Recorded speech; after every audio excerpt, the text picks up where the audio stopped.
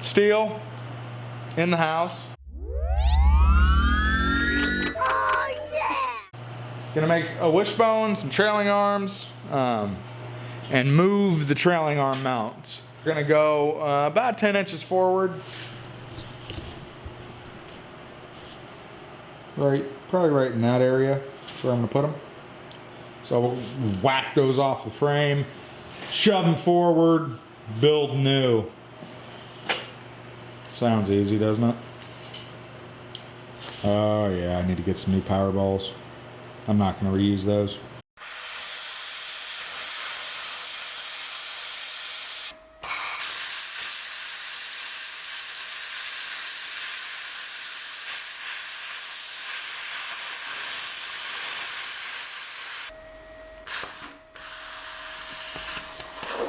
Hot leg. Got a hot leg.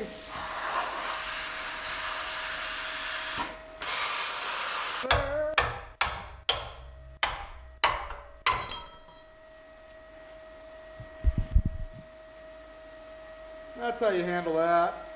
I don't need that. I don't need that piece. I don't need any of this. It's all going. Didn't need it. Unnecessary, really, at this point in the game.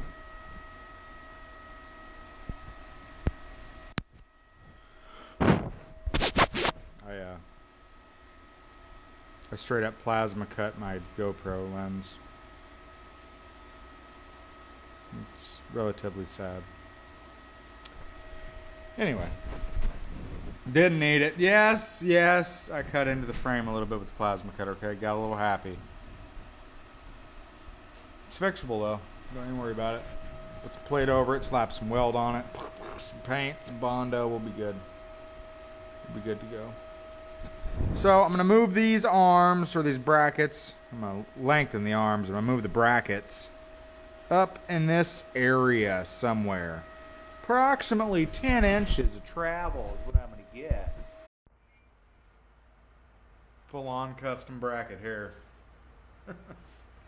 Pretty simple. I take that, weld it on there. Easy. No problem.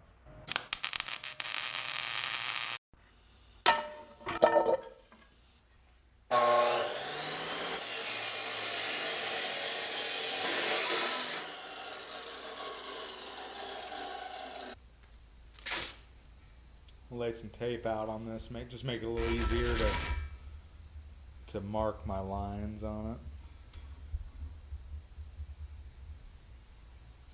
it.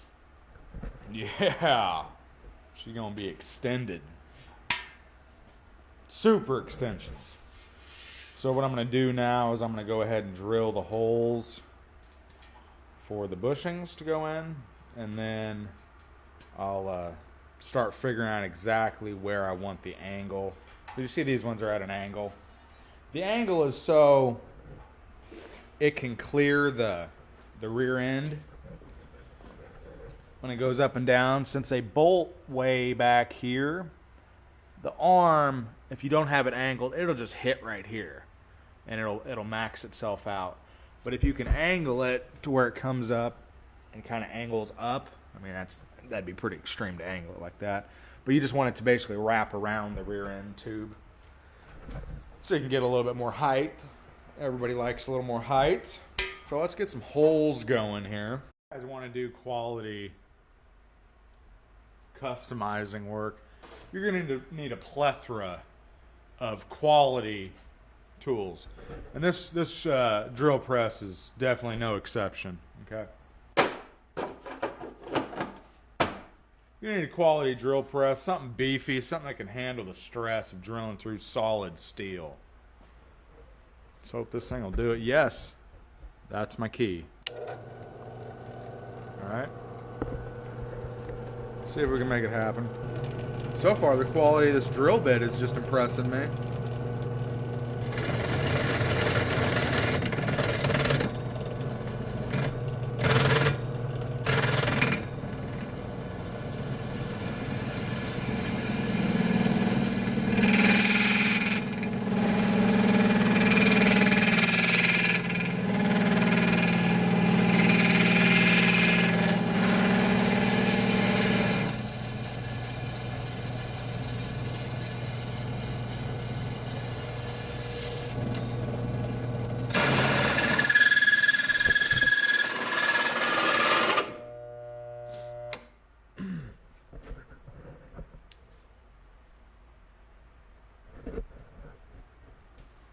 Ain't gonna do it. Ain't gonna cut the mustard. Go a little slower.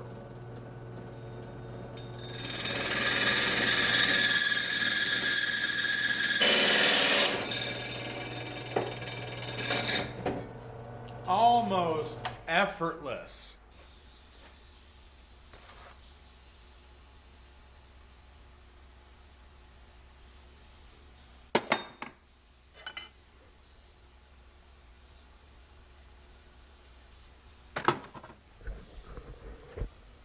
Junk.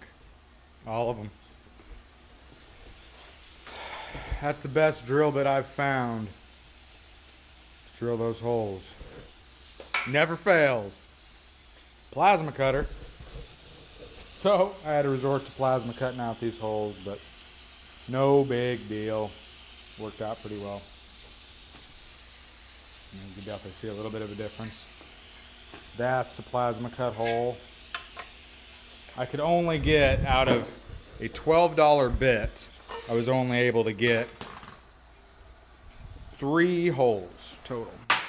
So, well, no, one $12 Menards Master Force and then a $13 Milwaukee Hole Dozer, which is just an embarrassing name for its performance. Wouldn't do it. So there is the hole sawed side and the plasma side. Not, I mean, I cleaned it up pretty well, so it's not a huge deal. As long as the bushing fits in there.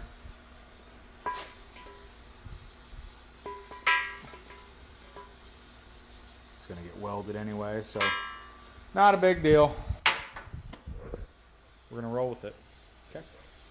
Gonna roll with it.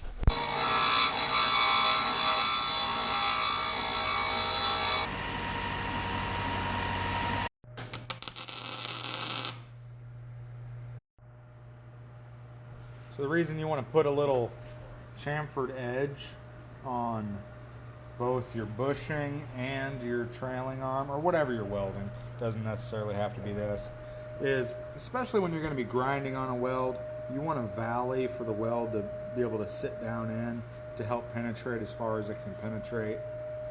So that way when you grind over the top, you're not removing too much weld. Plans now are to cut in some relief cuts right in here, not cutting into the bottom, but just cut it down here, and then try to get that to bend and see if I got enough of a swoop in it, and then I'll go through and weld those back together. As you can see, the factory arm has a little bit of a swoop to it, so we're going to try to replicate that. Probably just going to take a Sawzall, relief cut that. I doubt just the thickness of the blade is going to be enough, so I'll probably have to go back through with the grinder and take a little bit of material off each side so I can bend it up.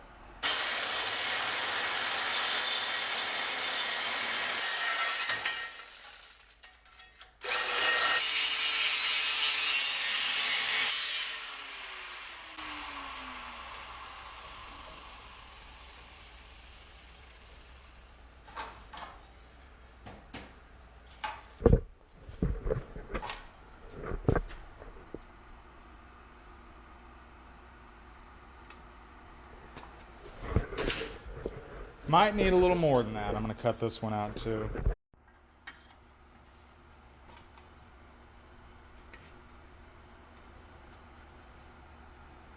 I'm pretty happy with that. Looks like those bushings were holding strong.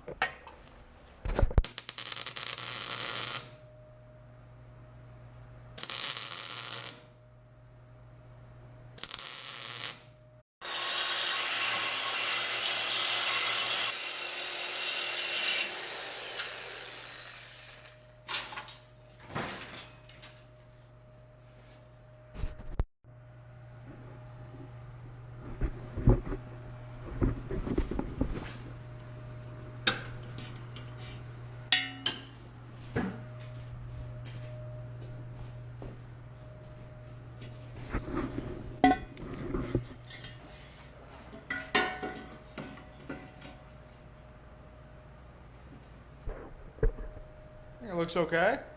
Happy with that. I don't have any new power balls yet to be able to mold them in, because you've probably seen them before if you've ever looked up like a molded reinforced 64 trailing arm. They actually recess the power balls down in them, right down in the arm.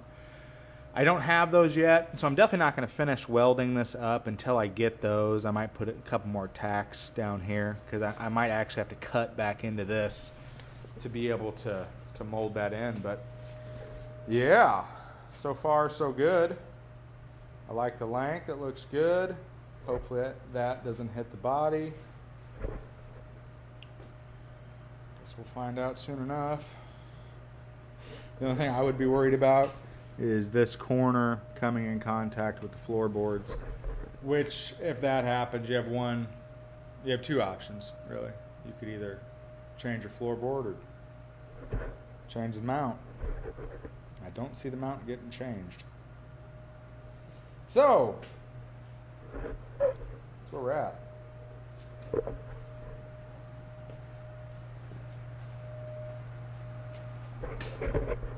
I still got another one to do. You don't need any fancy tools, just a plasma cutter.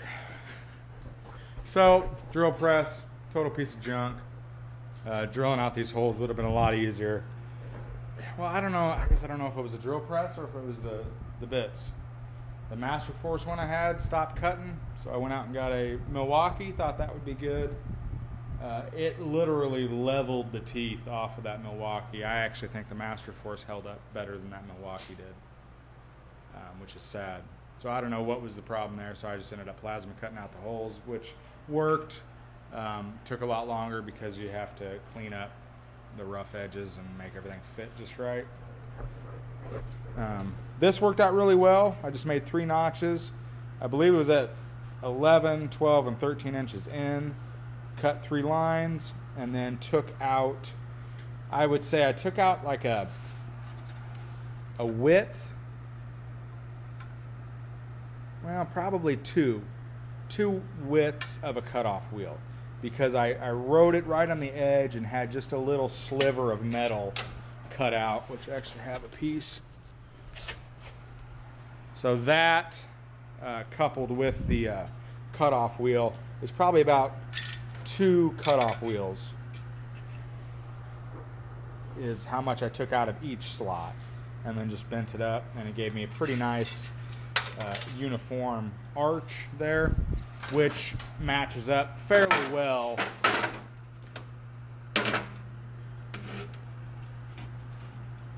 pretty well to the original Impala arch. So I think that'll work out fine. I mean, all I can do is think, because I don't know. So we'll see. So I need to get the other trailing arm off, the factory one on the other side, and move that mount up, and then go ahead and put that one in so I can see just how far we can get this sucker up in the air. Trying to go all the way. All the way. So we'll see how high up we can get it, and that'll give me an idea how I'm going to do the wishbone. Wishbone. You know, I don't know for sure why everybody does a wishbone on these. I don't know why nobody does a 4-link. I mean, I've seen a few Impalas with 4 links, but it's not very popular. I'm sure there's a reason for it. I just don't know what that is. But you don't see a lot of people doing a 4-link. Maybe it's just not needed on these ones. So yeah, that's what it is currently. I'm gonna take a break, see the fam, come back out later.